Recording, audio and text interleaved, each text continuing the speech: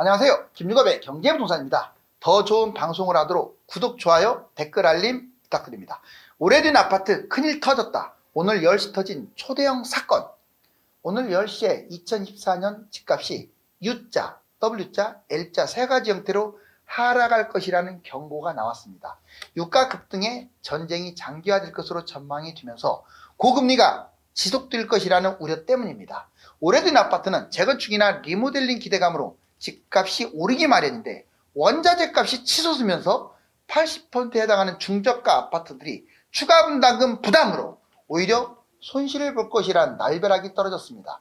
유료 상담은 010-2626-6276 제가 직접 매수 타이밍과 입지를 추천해드립니다. 지금 바로 전화 주십시오. 오래된 아파트 큰일 터졌다. 오늘 10시 터진 초대형 사건. 자, 구축 아파트들이 쫙 보이죠. 자, 이렇게 완전히 하늘이 붕괴되고 있네요. 여기 보실래요? 이거 아주 중요합니다. 오늘의 키포인트예요. 집값이 5억인데 세상에 집값이 5억인데 분담금도 5억 진짜 이렇게 나옵니다. 그나마 서울이나 경기도에서 좀 비싼 아파트들은 5억 들어가면 어때요? 새 거 되면 확 뛰는데. 그런데 웬만한 곳들은 뭐 15억씩 합니까? 새 것이? 비싸야 10억이고 아니면 뭐 6억 이런 것들이 그냥 비일비재하지 않나요? 그런데 재건축한다고 5억이나 써버리면 걔가 집값이 5억인데 아니 겨우 잘 가야 10억일 텐데 본전치기도 못할 수도 있어요. 잘못하면 이게 하락장 접어들면 이게 문제라는 거죠. 여기 보시면 오래된 아파트 한마디로 망했다. 분담금 자재값 급등으로 집값 5억 한번 올라가는 자재값이 또 떨어질 것 같지도 않아요. 분담금 5억 그래서 뭐 연세 드신 분들이 돈이 어디 있겠어요. 또 대출 받는 거 죽기보다 싫어하는데 경기도는 60%가 여기에 해당돼요.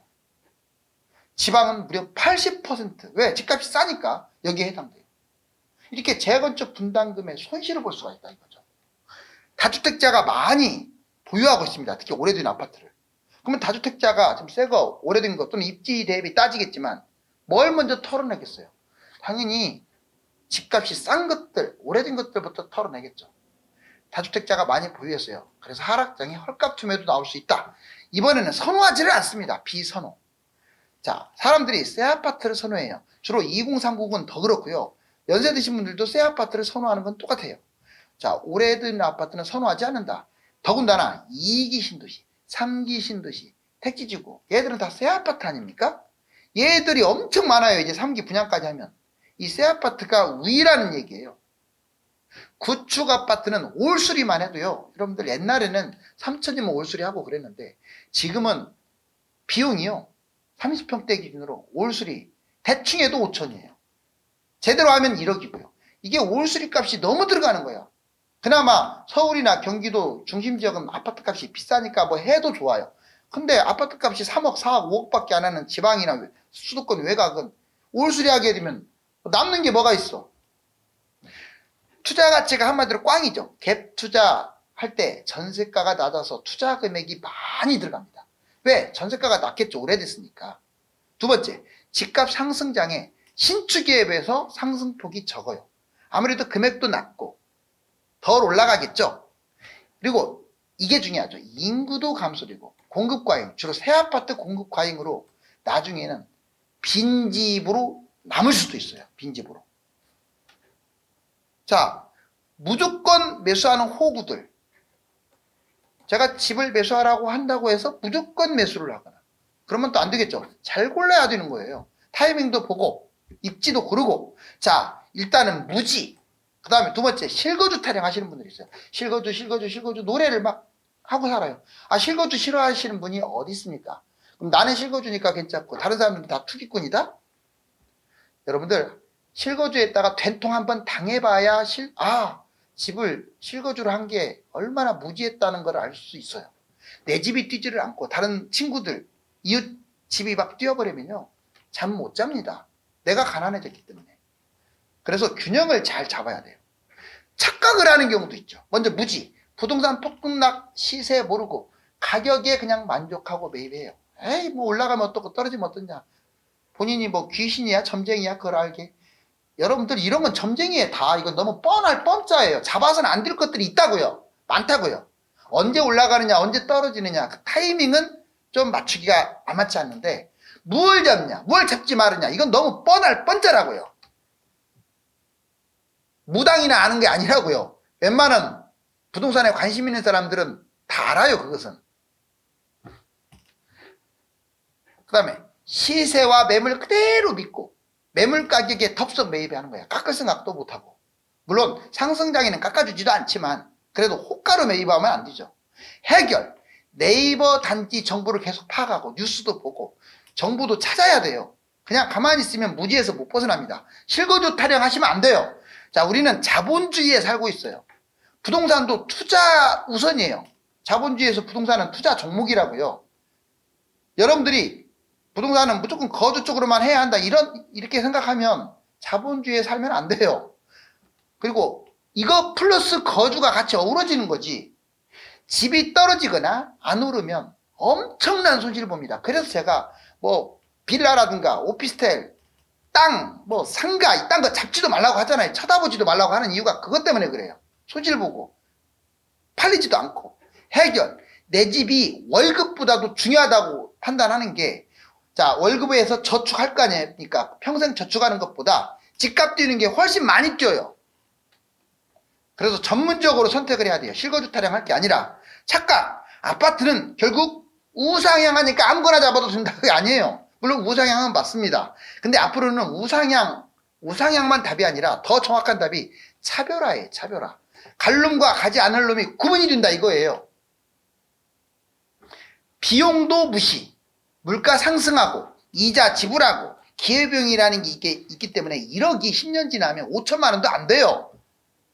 물가는 뭐 물가로 따지면 5천만 원밖에 안 되겠지만 또 집값 뛰고 뭐 하고 돈 찍어내고 하는 거 따지면 3천만 원밖에 안 돼. 1억이 10년 지나면. 근데 그거 모르고 그냥 1억이 평생 계속 큰 돈으로만 착각을 하면 투자를 못 하겠죠. 해결, 타이밍, 입지, 매물, 자신의 여건을 잘 활용하자. 자, 집값 지속 상승이냐, 단기 침체냐, 장기 하락이냐, 지금 썰들이 많습니다. 계속 올라간다. 2023년 상승하고 내년도 뛰고 내후년도 뛰고 한 3년 뛴다. 두 번째, 경제 침체. 아니다. 올 겨울부터 내년 초까지는 계속 이제 한번 폭락장이 한 번은 온다. 길지 않더라도. 그래서 24년 하반기나 올라갈 것이다. 세 번째, 뭔 소리 하느냐? 지금 상황이 좋은 게 하나도 없다. 경제위기 딱 알맞다. 경제위기가 터져서 25년 이후 뭐 26년이 됐든 7년이 됐든. 근데 놀라운 사실은 폭락을 주장하는 전문가분들이 경제위기와 관련된 뭐 25년부터 27년에 뛴다. 물론 가봐야 알겠지만 아까 타이밍 맞추기가 쉽지가 않다고 했잖아요. 그런데 이거는 좀 조심해야 합니다. 제 개인적 생각은 지금 잡느냐 아니면 이제 내년 있죠. 올 겨울에 쭉 빠져가지고 아까 제가 말했던 30-40% 떨어졌던 1월달 시세. 자, 경기 침체 때 잡느냐. 이 둘 중에 하나는 들 거니까. 이런 걸 생각을 해야지. 무작정 뭐 대폭락만 생각해가지고 뭐 3년, 4년, 5년 주구장창 기다리고 그러면 또 벼락거지 될 가능성이 커요. 자, 여기 보세요. 지속 상승. 계속 올라간다. 자, 물가가 뛰었는데 금리 인상했는데 결국 2023년에 주요 나라, 우리나라를 포함해서 주요 국가가 집값이 반등했다. 자, 그거는 올 연말이나 내년 초가 끝일 것이다. 자, 부동산이 조정 후에 결국 반등하고 계속 올라갈 것이다. 현재만 놓고 보면 이게 정답이 됐어요. 현재만 놓고 보면. 그렇죠? 다만 11월, 10월 달 접어들면서 약간 이 계속 상승할 것이라는 말이 약간 흔들리고는 있습니다. 그래서 좀 참조해야 할 게 경기 침체예요. 자, 물가 급등. 금리 큰 폭으로 인상. 2024년에 경기도 안 좋고 또 경제 불확실성이 자꾸 늘어나고 있죠. 유가 폭등에다가 그 다음에 10년 국채금리, 미국 국채금리가 올라가고 있고 그 다음에 전쟁도 터지고 그러면 부동산은 하락한다. 결국 이 사단이 지나가야 집값은 올라간다. 결국 내년 정도, 내년 하반기 정도나 뛸 것이다. 자, 경제 위기 뭔 소리 하느냐. 물가 폭등, 금리 최대 인상됐고 2023년 결국 지금 경제 불황 상황에서 지금 터지는 것들이 경제 위기를 향하고 있다. 결국 사이클로 보나 경제 위기로 보나 부동산 폭락하고 2025년, 6년, 7년 그때나 뛸 것이다. 그러니까 편안하게 기다려라. 근데 저는 경제 위기는 올 때 오더라도 이건 아닌 것 같고요. 둘 중에 하나를 계속 지켜봐야 할 것으로 보여집니다. 이제 구축, 재건축, 거품 붕괴. 여러분들 왜 아까 오래된 아파트들이 무너지는지 제가 세 가지 가장 중요한 걸 얘기했다면 이거는 한번 전체적으로 보자고요. 먼저 재건축 같은 경우는 거품으로 많이 뛰었죠. 그리고 3기 신도시 공급 새 아파트하고 경쟁하게 되면 구축은 같은 입지에서 이길 수가 없어요. 다주택 물량은 주로 구축 아파트 때문에 좋지 않아요. 선호도가 낮아요. 자, 오래된 아파트는 선호도가 낮고 개 차이도 커요. 전셋값이 얼마 안 돼요. 그 다음에 미분양이 증가되는데 미분양 새 것도 증가했는데 자, 구축이 올라가겠습니까? 자, 하락장 추진.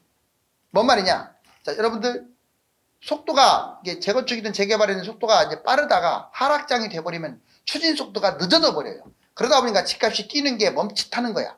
실거주가 적습니다. 상대적으로. 그 다음에 고가 아파트가 많아요. 재건축은 고가가 많고 재건축이 아닌 단순 오래된 아파트는 저가가 많겠죠. 자, 늦게 하락했기 때문에 늦게 올라갑니다. 이제 오늘 10시 터진 기관 발표. 이제 여러분들이 어떤 걸 생각합니까? 자, 폭락이라고만 막연하게 하지 말고 좀 더 구체화 시켜보자고요. 자, U자로 회복이 더딜 거냐? W자로 떨어졌다가 올라갔다가 다시 떨어졌다 올라갈 거냐? 그 다음에 L자로 장기간 하락할 것이냐? 이게 재밌는 게 집값이 올라간다고 생각하시는 분들은 한국부동산원 자료를 주로 보고요. 집값이 떨어질 것이라고 주장하는 사람들은 KB 시세를 봅니다. 주로. 자, U자 회복이 더디다. 2022년 전국 집값 급락 후에 24년까지 하락할 것이다. 이것도 U자도요. 꽤 오래 하락할 거. 그러니까 아까 제가 말씀드렸던 이제 경제 불황으로 내년 상반기까지 하락할 것이다. 이게 여기에 해당돼요. 23년 하락이 확대 후에 24년 상반기 상승. 지금 반등을 했지만 반등 못한 것도 있으니까 그냥 큰 틀에서 대세 하락으로 보고 24년 상반기 때나 뛸 것이다. 자, U자형 지역별로 차별화가 될 것이다. 일례로 강남은 신고가 찍은 것도 있어요. 하락이 좀 무시가죠. 그런데 서울 외곽하고 경기도 외곽은 아예 지방 이런 부분들은 뭐 반등은 좀 했지만 크게 하락 쪽으로 가고 있습니다. 결국 타이밍은 24년 초다. WD. 자, 23년에 반등했다. 이걸 인정을 해요. 이제 WD은. U자형은 인정 자체를 안 하는데. 24년에 결국은 떨어진다. 그리고 사단이 나고 경제위기가 터지든 사이클이 됐든 25년, 26년 그 이후에 대해서 한참 있다가 집값이 뛴다. WD는 상당히 무서운 거죠. 집값 반등 후에 하락폭이 확대될 것이다. 자, 이제 만약 하락폭 확대된다면 올 겨울부터 내년 초가 되겠죠. 폭락론자들이 주로 주장합니다. W자형 조건, 미국 등 선진국도 지금 올라가는 것처럼 보이지만 지금 다시 또 멈칫했다는 기사가 나오죠. 왜? 자꾸 모기지 이론이 8%가 치솟으니까 선진국이 하락하게 되면 우리나라도 자동 W자 모양을 취할 것이다. 근데 최악이 L자예요. 자, W면 다행이다. 일본 따라서 L자 간다. 지금 경제가 붕괴되고 있다. 우리나라가 일본하고 그동안에 달랐던 점은 경제가 살아났었는데 이제 경기가 망가졌기 때문에 일본처럼 잃어버린 10년, 20년, 30년이 올 것이다. 22년 급락 후에 23년 회복 후 약보합이 계속 그러니까 완전 떨어져갖고 쭉 횡보한다는 뜻이에요. 장기간. 일본 30년간 하락 지속. 우리나라는 짧게는 5년, 길게는 20년 하락할 것이다. 자, L자의 조건이 있습니다. 한국 경제가 일본처럼 완전 붕괴돼야 돼요. 자, 서울 구별로 재건축. 그렇다면 재건축이라든가 리모델링 기대가 많은 곳들이 어딘 줄 아세요? 자, 가장 많은 곳이 바로 도봉구하고 노원구입니다. 특히 노원구 쪽. 기억하세요. 그 다음이 송파, 강남, 양천구, 이제 목동이랑 이런 데 포함시킨 거죠. 그 다음이 이제 광진구, 용산구, 영등포구, 금천구. 나머지는 이제 그냥 반반이라고 보시면 되고요. 재건축도 장점이 있어요. 새 아파트에 대한 기대. 서울 속의 신도시. 그렇죠. 서울에서는 재건축이 되면 설령 5억이 또 추가 분담금 5억이 들어간다고 할지라도 저는 서울은 나쁘게 보지 않아요. 땅이 좁기 때문에 경기도하고 서울을 비교해 보세요. 결국 장기적으로는 서울의 승입니다. 승. 구별 명품 최고가 아파트들 얼마를 주든지 간에 많이 뛰겠죠. 새 것이 되면. 인프라가 또 형성됐어요. 재건축은 시리즈로 되어 있는 경우가 많아요. 기존의 최고 입지, 또 입지가 각 구별로 좋은 곳에 포진되어 있죠. 그 다음에 아무튼 결론적으로는 이제 오래된 아파트, 새 아파트와 경쟁하는 경기, 인천, 지방 구축 아파트는 별로 좋지 않다. 이거 한번 보세요. 자, 이게 지금 서울입니다. 동그라미 원이. 그런데 여기 써진 것들이 위성도시죠. 지금 영국 국기 딱 플러스 X자. 뭔 말이냐? 파주부터 이천까지, 인천부터 하남까지, 그 다음에 동두천부터 평택까지, 뭐 안산부터 남양주까지. 지금 말씀드린 곳들이 온통 천지가 3기 신도시예요. 3기만 있습니까? 2기 신도시, 1기 신도시. 이거 한번 보세요. 이게 서울인데 얼마나 많은지. 1, 2기 신도시가 미친 듯이 많죠. 신도시만 있어서 그런 게 아니라 택지지구까지 50군데가 넘어요. 자, 이거 3기 보세요. 3기. 이렇게 새 것이 많은데 헌 것이 버티겠습니까? 자, 먼저 상승하고 먼저 하락, 그리고 나중에 상승하고 나중에 하락. 자, 지역적으로 봤을 때 먼저 올라가고 먼저 떨어지는 것들은 서울의 강남 3구, 마영, 성광 좀 좋은 곳들, 경기로 따지면 과천, 분당, 유래, 광명 등 좀 부촌.